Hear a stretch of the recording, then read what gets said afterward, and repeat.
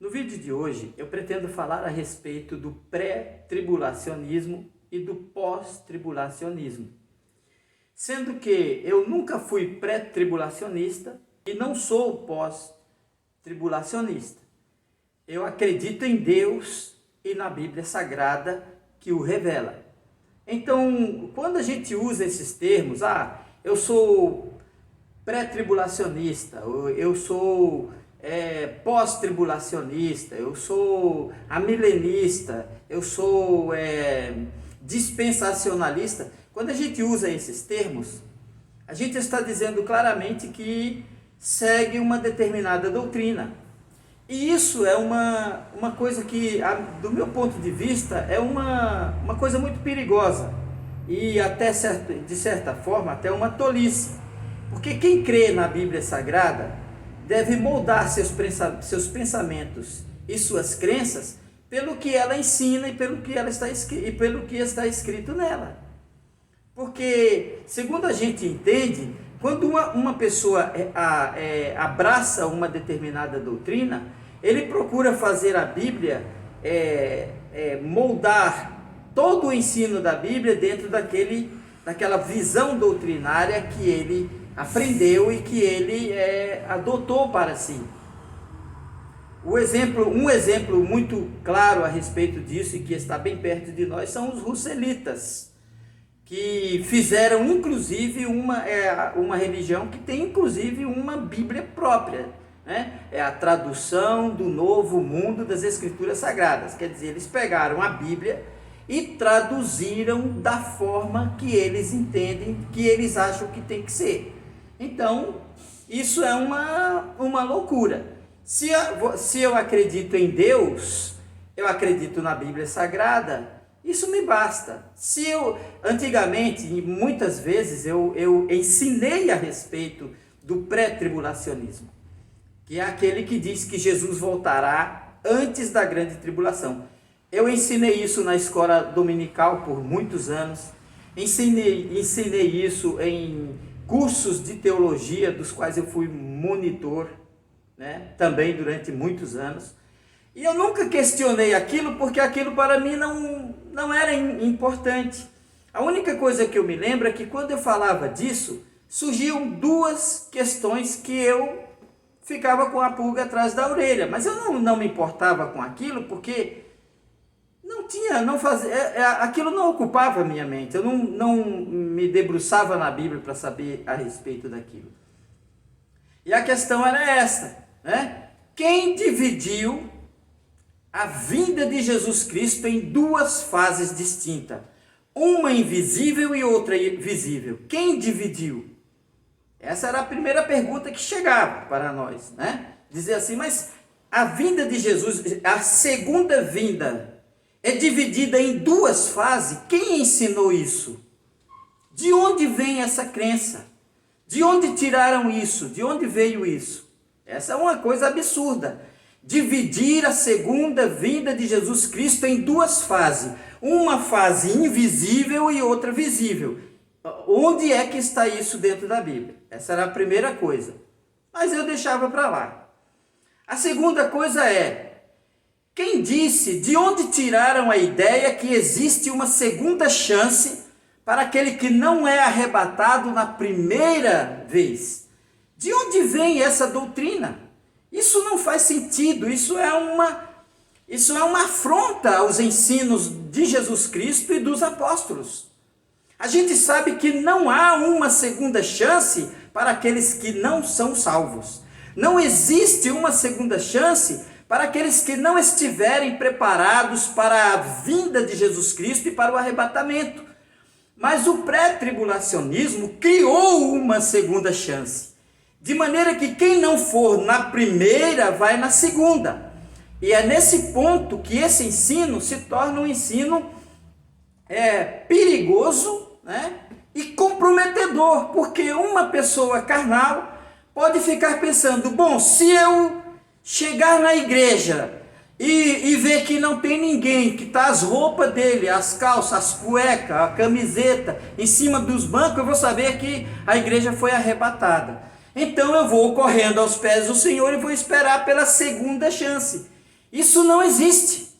Isto é uma das piores heresias que existe no pentecostalismo, né? Isso é uma das piores heresias que existe, porque não existe uma segunda chance para quem não é arrebatado na primeira. Eu tenho comigo um quadrinho semelhante a esse que está aqui atrás de mim, né? Um quadro semelhante a esse, que é o que fala sobre o plano divino através dos séculos, né? Eu tenho este esquema, o plano divino através dos séculos, desde a década de 80, e eu nunca perdi ele. Sempre que aquele mapa ficava velho, mofado, estragado, eu procurava outro, porque eu gostava de ficar estudando ele, né? E ele ensina isso, ele ensina o pré-tribulacionismo, né? Ele ensina que a igreja será arrebatada antes da grande tribulação e que Jesus vai vir e vai ficar na metade dos céus. Essa é a primeira fase, né? Aí os crentes são arrebatados e ficam no céu fazendo festa, né? Fazendo festa nas bodas do Cordeiro, enquanto Deus está castigando a humanidade aqui na terra, o que é uma coisa, do meu ponto de vista, antiético da parte de Deus. Seria uma falta de ética. Enquanto uns estão fazendo festa lá no céu, Deus estaria castigando o mundo. Afinal de contas, onde está a atenção de Deus? No casamento, na união do Filho dele com a igreja, ou está em derramar sua ira ali? Cada coisa no seu tempo, cada coisa no seu determinado tempo. É claro que não é assim. E eu poderia, ainda pensei em me sentar, em separar um montão de textos bíblicos e fazer uma coisa muito bem, sabe, encadeada, muito bem firme, para apresentar esse estudo, mas eu não vou perder o meu tempo. Quem tem um pouco de sabedoria, quem tem um pouco de entendimento, sabe que não se discute com gente tola, né? Se um burro diz que a grama é azul, você tem que concordar com ele. Você não vai ficar perdendo tempo em dizer isso, porque essas pessoas que têm essas doutrinas, eles têm um conhecimento da Bíblia. Então você está falando, ele não está nem escutando o que você está dizendo, ele já está preparando outra coisa para rebater aquilo, para continuar acreditando naquelas bobagens que ele acredita, né? Quer dizer, todas as vezes que Jesus Cristo falou da sua vinda, ele falou que a sua vinda seria sobre as nuvens dos céus e todo olho o verá. Está escrito no livro de Apocalipse: eis que vem com as nuvens e todo olho o verá. Em breve vereis o Filho do Homem vindo sobre as nuvens dos céus, com grande poder e glória, e com todos os santos anjos com ele. Esse testemunho Jesus Cristo deu para Pilatos. E em todos os outros ensinos de Jesus a respeito deste assunto, ele fala que o Filho do Homem viria sobre as nuvens do céu com alarido, com grande estardalhaço, de maneira que chamaria a atenção de todas as tribos da terra, todos os povos da terra. Aí nesta questão da vinda, do arrebatamento secreto, ele diz, não, a primeira vinda, só que eles acreditam nessas partes bíblicas, por isso que é inútil você pegar e mostrar para eles. Eles acreditam, não, ele vai vir sobre as nuvens do céu, mas na segunda fase. Porque na primeira fase, só os crentes é que vê, porque ele vem como ladrão. Só que quando a Bíblia diz que Jesus vem como um ladrão, ele está se referindo à surpresa. Quer dizer, se o pai de família soubesse a que horas viria o ladrão, ele vigiaria e não deixaria ser minada a sua casa. Quer dizer, uma coisa é você estar dormindo e o ladrão chegar, invadir sua casa, roubar e ir embora. Isso é uma coisa. A outra coisa é que quando uma pessoa está vigiando, está de guarda durante a noite toda, quando o ladrão vê, ele vê ele chegando, ele atira nele, ele faz alguma coisa e não deixa roubar a sua casa.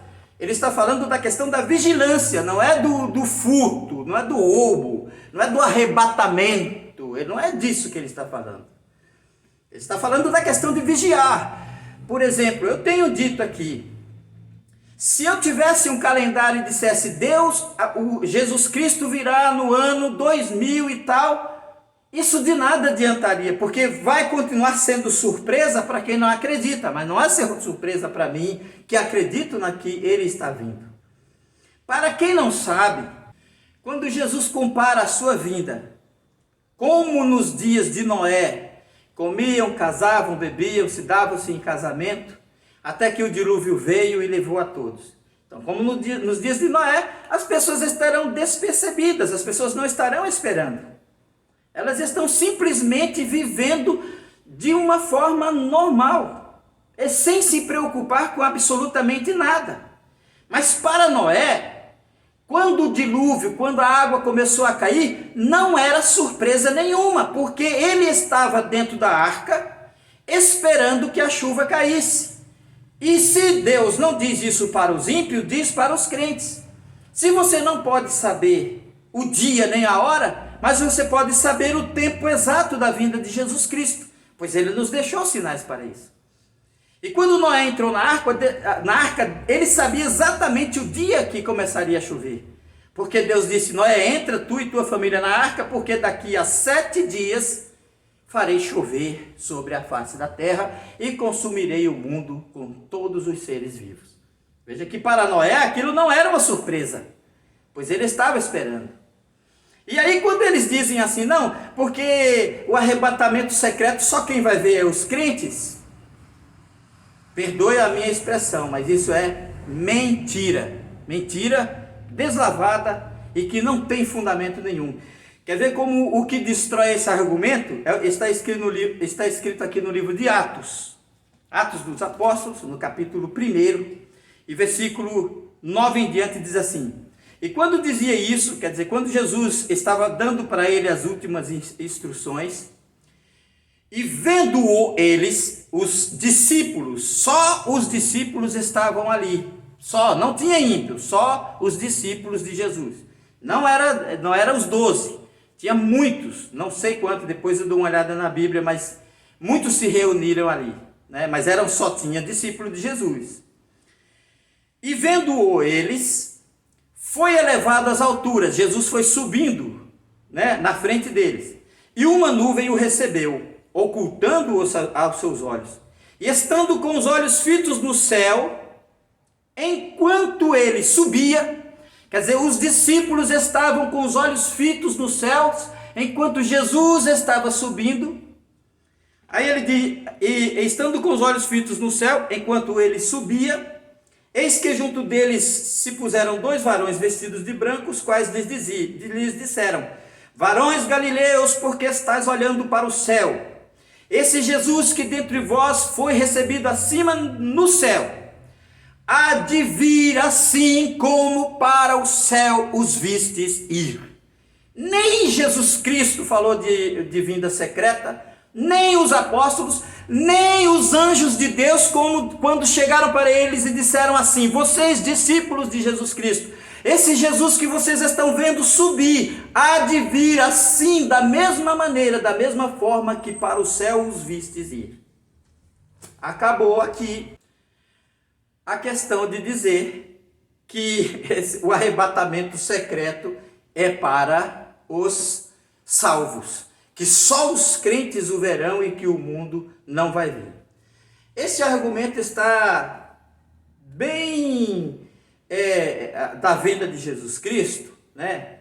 Está bem argumentado na Bíblia Sagrada, não existe nenhuma razão discutir que a vinda de Jesus será antes da grande tribulação, né, que Jesus salvará o povo depois, antes da grande tribulação, é a mesma coisa que você entrar em discussão com alguém que acredita que a terra é plana, né? É como você discutir com os terraplanistas, uma perda de tempo, porque a Bíblia diz assim, E logo depois da aflição daqueles dias, o sol escurecerá, as nuvens, a lua não dará a sua luz, as estrelas do céu cairão. E logo depois da aflição daqueles dias, logo depois da grande tribulação, então se verá nos céus o sinal do Filho do Homem vindo sobre as nuvens com poder e grande glória. E ele enviará os seus anjos, e que recolherão os seus escolhidos de uma outra extremidade dos céus. Então, esta é a terceira pergunta, né? Quem disse que existe, quem são os escolhidos? Os que foram arrebatados antes ou esses que ficaram para os anjos pegar? Por que é que Jesus, quando vem, envia os anjos para buscar, se eles já foram arrebatados antes? Se eles foram arrebatados, se os escolhidos do Senhor foram arrebatados num arrebatamento secreto, então por que que Jesus está vindo nas nuvens dos céus e vai mandar os anjos colher os seus escolhidos? E aí tem gente, né, muito inteligente, que não se trata, meu irmão, de que a pessoa compreende ou não compreende a Bíblia. Se trata do simples fato de que uma pessoa, quando ela abraça uma doutrina, ele é capaz de torcer toda a Bíblia para que a Bíblia concorde com aquilo que ele acredita. Portanto, eu não sou pré-tribulacionista, não sou pós-tribulacionista, não sou amilenista, não sou pré-dispensacionalista, não sou nada disso. Eu creio no Deus de Abraão, Deus de Isaac, Deus de Jacó. Eu creio no Deus Pai do nosso Senhor e Salvador Jesus Cristo. Creio na Bíblia Sagrada. E quando eu leio alguma coisa que eu não entendo, eu glorifico a Deus por sua sabedoria, sua grandeza, sua força, mas jamais vou contra os ensinos da Bíblia para defender doutrinas que não passam de contendas de homens, né? Contendas de pessoas com a mente cauterizada para defender coisas que a Bíblia não diz, né? Que a Bíblia não ensina. Esse é o problema com as religiões, esse é os problemas com as doutrinas. A Bíblia deve determinar o que uma igreja tem que ensinar. E não a igreja, não a diretoria da igreja, não o pastor, não o fundador da igreja que determina o que a Bíblia tem que dizer. É a Bíblia que tem que determina o que a igreja tem que pregar. E se nós não estivermos de acordo, não pense que Deus vai mudar seus planos, ou sua vida, ou sua maneira de administrar as coisas para satisfazer, né, a nossa soberba, a nossa arrogância, né, o nosso atrevimento de querer fazer prevalecer nossa visão, contrariando aquilo que a palavra de Deus diz claramente. Então, pegar um texto obscuro, que vai um montão de interpretação, cada um que lê interpreta de uma maneira, para provar uma coisa, é trocar o certo pelo duvidoso. Porque quando a gente lê uma coisa que é clara e nítida, a gente tem que aceitar aquilo como ela é. E a vinda de Jesus Cristo é uma só, não existe duas fases. Já é uma segunda vinda. Agora, uma segunda vinda dividida em duas fases, aí é demais, né? E também não existe segunda chance. Ou você acredita na palavra de Deus, ou essa será mais uma surpresa que você vai ter. Quando dizer, eu pensava que era assim, eu achava que era assim. Pois é, achou errado. Aqui eu estou dizendo para você o que é certo. Leia a Bíblia, peça entendimento a Jesus Cristo, Ele te dá, Ele te ensina, e você não precisa desses mestres, né? Cheio de doutorados, cheio de coisa, que fica dizendo bobagem e afastando você da verdade. Que Deus te ajude, te abençoe e te dê muita graça e sabedoria para estudar a Bíblia Sagrada e ver qual que será o desfecho deste mundo. Que Deus abençoe a todos em nome de Jesus. Amém.